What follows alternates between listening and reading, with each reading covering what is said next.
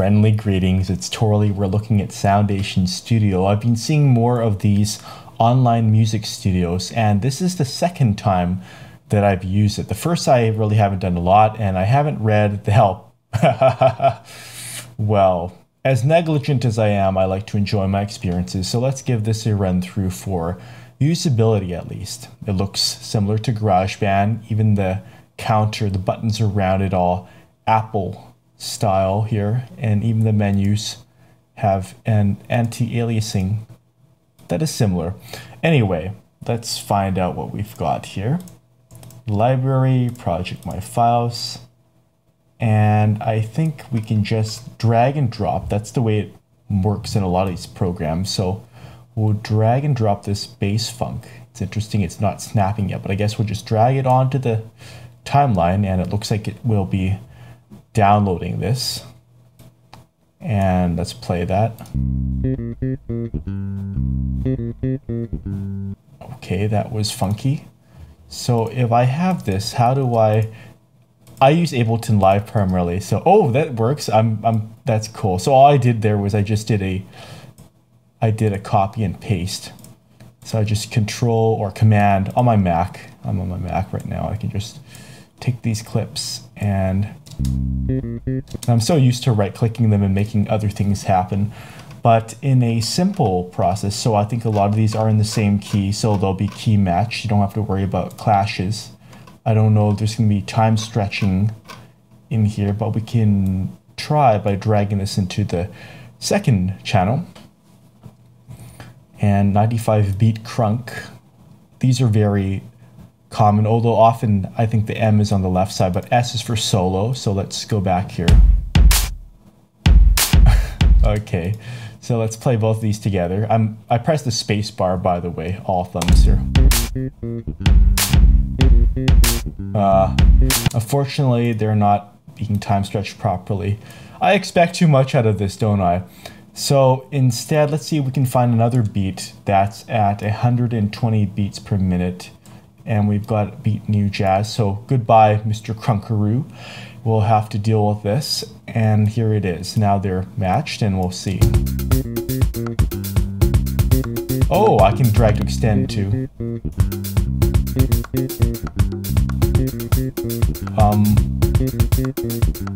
Although it doesn't appear that there were... Something is off about that. I'm not very fond of that. And I can't seem to drag it in further. So how do I trim this? Some things already aren't making a lot of sense. If I drag in, oh, I'll just delete another beat. What's going to happen here? This one's kind of a bigger one. A beet latte. Is that like some sort of beverage? A frosty drink, have you not?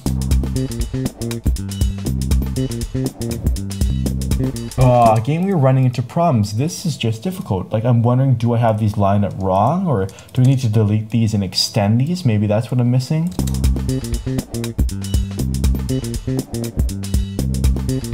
There, that seems more like it. And I guess we can just, I'm a bit at a loss because I see a bar count down there. Okay, it updates, but it doesn't update in real time when I scrub, which is something I'm very used to. And you can see these are the sorts of problems that okay, I drag this, but I can't drag beyond that. They should have had me in their usability test studies, eh? Oh, shucks me. For all the efforts I make at learning this stuff, at heart, I'm always a newbie. So if I want to begin here, let's see what happens. We'll beat clash.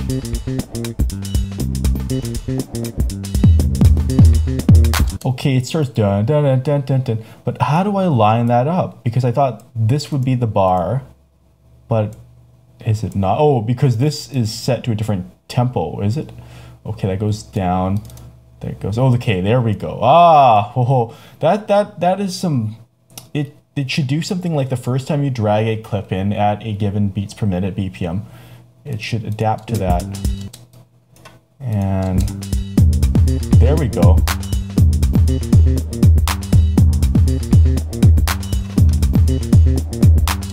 see what happens to drag. Sounds very obnoxious. Synth air raid. What happens here? This, by the way, is by no means meant to be a tutorial. It's purely for my own amusement. If you enjoy it or finding it humorous, then all the power to us, yes. So we've got effects here. And I guess with the mixer, we can bring elements in and out. Let's try that. So we'll start by fading this one in here. What happens if I double click there? See, oh, good, good. This is what I expected to go back to the default position. So we can do automation and there's effects. Well, let's try some effects here. And a degrader, that's presumably like a bit crusher. And this reminds me of Logic. So if we play this.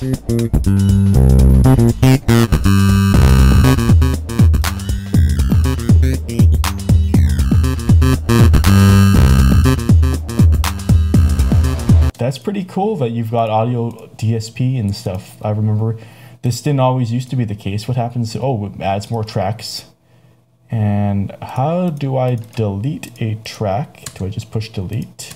Let's see what happens. If I delete something, can I undo that? Okay, good. It's a good sign, the master channel here. Okay. So there are some cool options, but at the heart of it, of course, you can't really make new melodies flexibly. It's a loop groove tool and presumably a type of promotion for Power Effects samples. So here's the samples that we have in here. And I think, let's see, probably lets me to save it. Okay, good. I could do that. Or I could just, what happens if I publish it? What's it going to ask me to do? This progress indicator really reminds me, it's a very Mac-like thing. This whole interface is very Mac-like. And so after it's published, I'm just browsing around. If there's anything of curiosity to click on, it'd be funny if there was a mini game or some sort of distraction to keep you occupied. But since this isn't the case, we can go and open, and it looks like a little flash thing. We can play it. And that's pretty cool. That is pretty neat.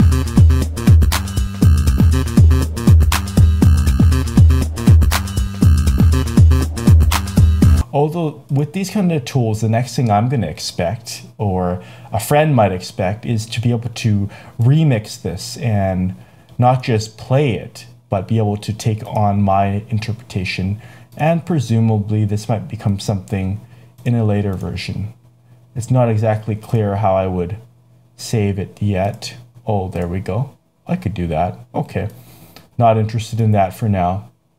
But we can go back here. Well, let's just see feedback and help. The things that I ignore sometimes. And it's by Power Effects. And they do a lot of loop things. And I think it's a pretty neat promotional tool, as well as hopefully makes some things more creative. Interesting how they say it is for ringtones as well. I remember when ringtones were just monophonic little bleepies, or not even that, it was just a ring. But now we have so much music that sometimes it's indistinguishable. That's really weird. Sweet Anne. I would not expect Vocaloid to approximate a 1950s kind of pseudo cabaret singer. But anywho, I'm going to sign off for now. Thanks for joining me on this little tour through Soundation Studio.